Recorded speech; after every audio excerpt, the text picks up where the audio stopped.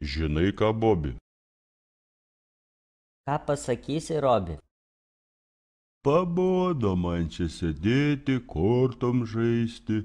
Gal varom kur nors, pavyzdžiui, į Angliją, Londoną. Jo, Londoną.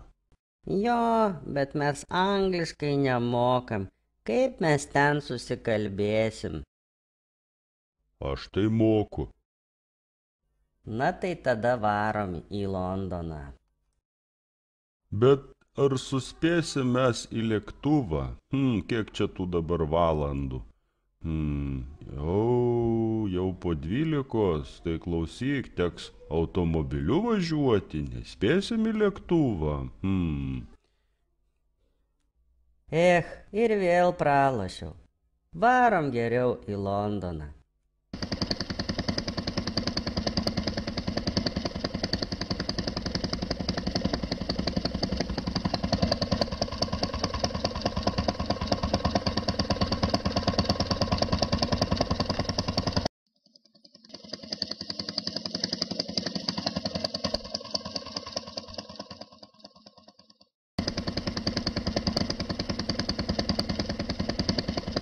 Kaip nuvažiuoti į Londoną?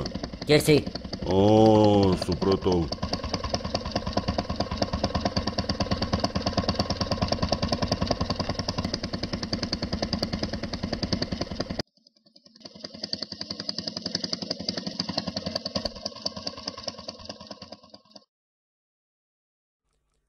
Praalkau aš kažkaip tai, Bobi. Žiūrėk, man atrodo, kad ten baras. Turbūt ten tikrai baras. Einam, Bobi, pažiūrėsim, gal ten iš tikrųjų baras. Gal rasim ką nors suvalgyti skanaus. O, parašyta Snake Bar. Bar tai tikrai baras. Bet Snake, palauk, kągi reiškia Snake? Taigi Snake reiškia gyvatę.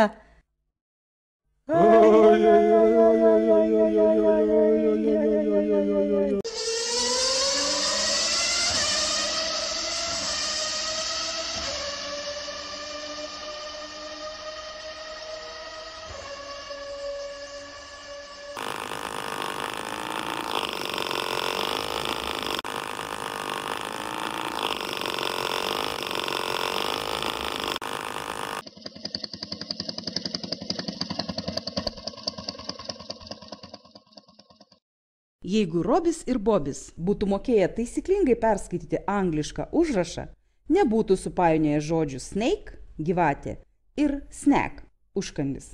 Vyrukai būtų skaniai papietavę Londone ir ramiai sugrįžę namo.